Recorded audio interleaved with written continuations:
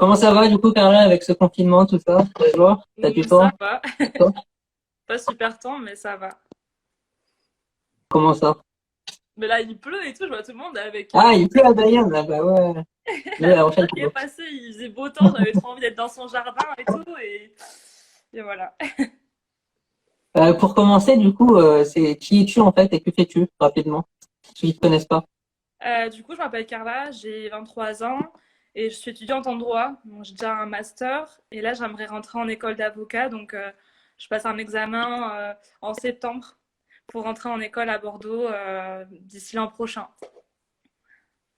Trop, t'as trop de projets, mais du coup, là, on va parler d'Eloquentia, la Bayonne, pardon, je vais me tromper. Pourquoi tu as voulu lancer ce projet en fait? Pourquoi tu as voulu entreprendre en fait?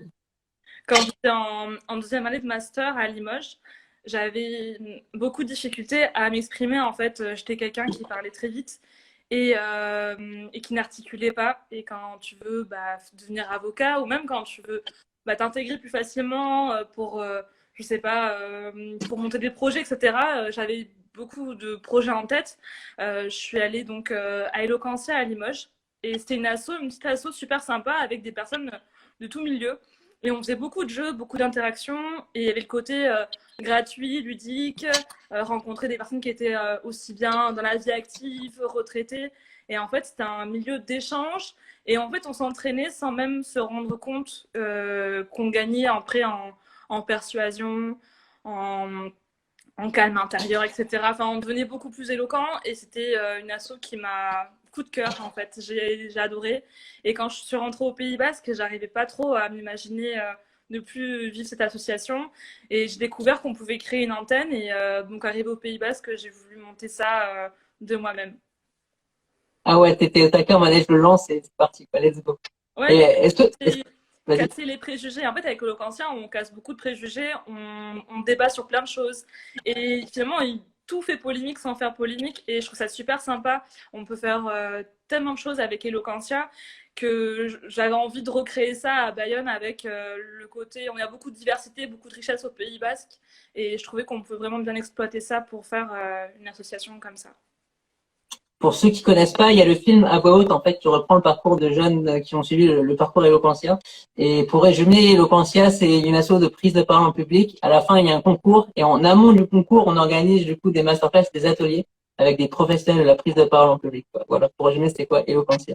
Et c'était quoi, du coup, tes blocages au début? Euh, Peut-être t'en des, as eu? des refus. Par exemple, j'ai rencontré des gens de l'administration, etc., sur Bayonne qui m'ont dit le projet n'est pas culturel, donc on ne peut pas vous rentrer dans les projets culturels. Vous n'aurez pas de subvention, vous n'aurez pas de local, vous n'aurez pas beaucoup de choses. Donc il y a beaucoup de personnes autour de moi qui avaient confiance en projet, qui me disaient ça va marcher. Et en réalité, quand j'ai commencé à le monter, j'ai pris pas mal de panneaux stop qui n'étaient pas vraiment justifiés. Je me disais, mais c'est culturel, puisqu'on parle de la langue française, on s'exprime, ça apporte tellement, puis c'est unique comme concept, donc je ne comprenais pas. Et puis voilà, je suis jeune, c'est ma première association, c'était super dur. Je savais même pas créer des statuts, j'avais Ouais. aucune idée de l'investissement que ça demandait. C'était la, je me lançais dans un truc, je savais même pas où ça allait terminer. J'avais déjà fait beaucoup d'associations, mais j'avais jamais été vraiment membre actif. Je me pointais pour donner un coup de main à monter des choses, pour voilà, toujours donner un coup de main physique, mais j'étais pas en interne tout ce qui était budget, euh, démarcher des gens pour entrer dans l'assaut, etc. Donc c'était ça, en fait, débuter quand on ne connaît pas du tout le milieu associatif en interne, c'était la difficulté pour moi dès le début. Le côté administratif au début, entre guillemets. Administratif, mais même, t'imagines, tu prends le rôle de président d'association, Ouais, c'est ça. tu as vu un projet qui te plaisait à Limoges, atelier, masterclass, et je te dis, bah vas-y, je vais lancer ça sans local, sans partenaire, je vais motiver des étudiants à me suivre dans un projet que je connais depuis un an. Enfin, ça faisait pas 5 ans que je faisais location. Je suis arrivée en octobre 2018. En mars 2019, je me suis dit, je le lance à Bayonne.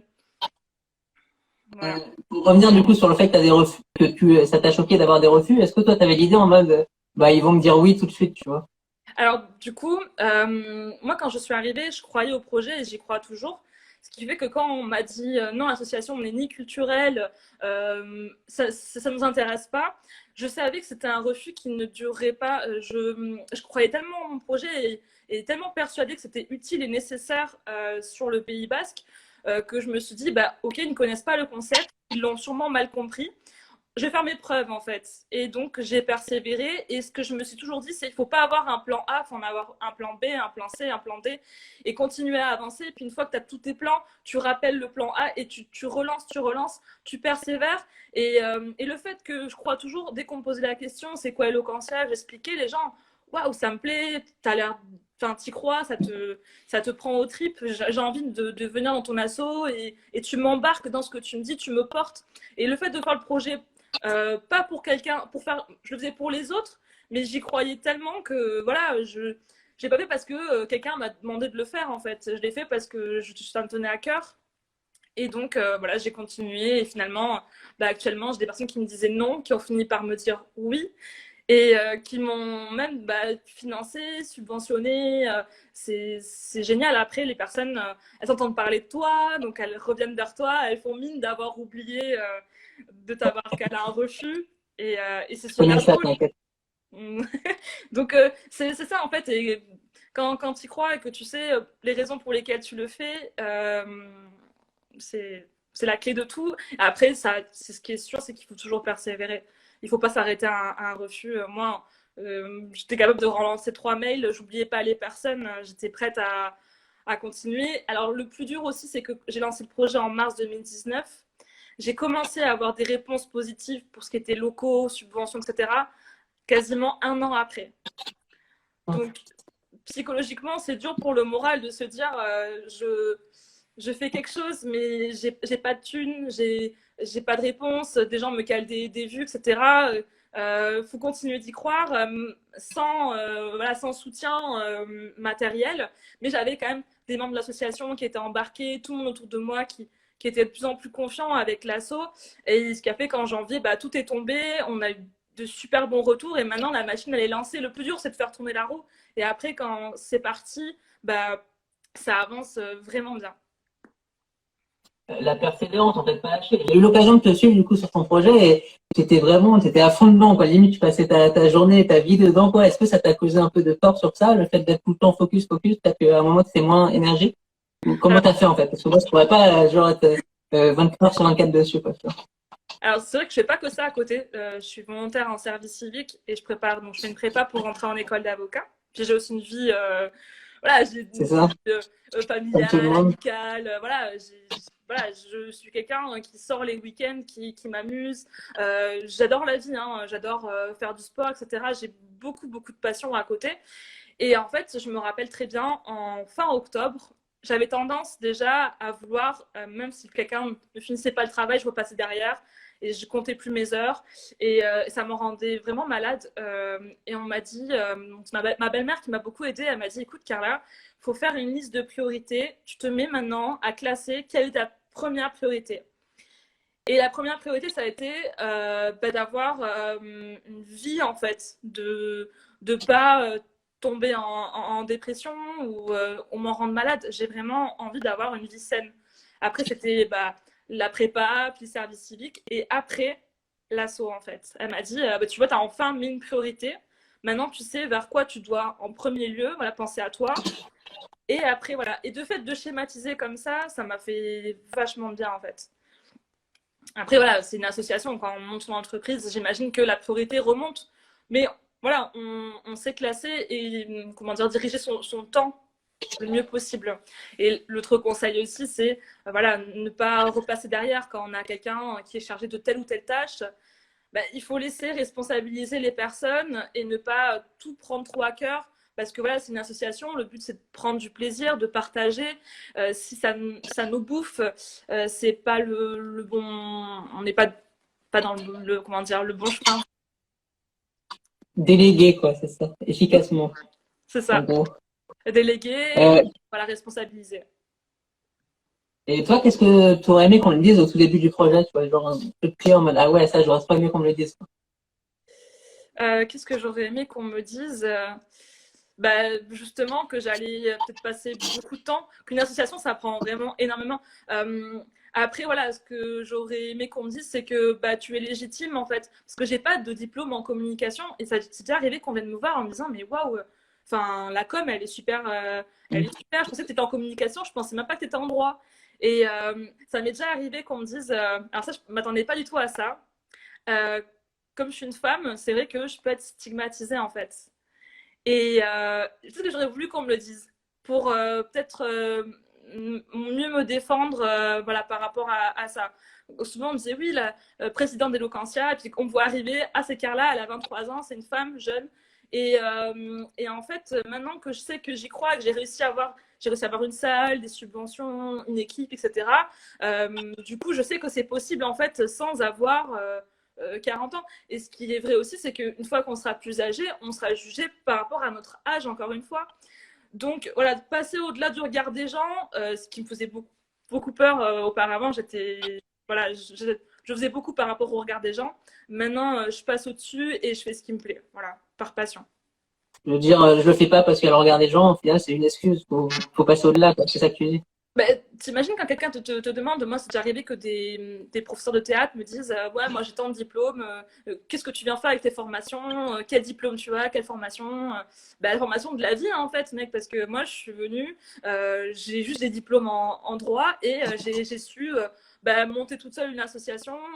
Là actuellement on était 15 dans l'association quand même. On arrivait toutes les semaines à animer quelque chose bénévolement, tu vois. Et on avait cette niaque et les gens revenaient, ils adoraient. Enfin, on avait des super retours et on était. Voilà. En fait, tant que tu as la motivation, que tu fais les choses bien, que tu apprends de tes erreurs aussi, ça fait tout. Nice. Pour finir, je vais dire vos questions après, mais j'ai une dernière question à te poser, c'est est-ce que tu aurais un conseil à donner à une personne qui voudrait se lancer, soit dans un projet entrepreneurial ou dans une asso, mais qui n'ose pas, tu vois, il est là, il fait non, pas trop, quoi.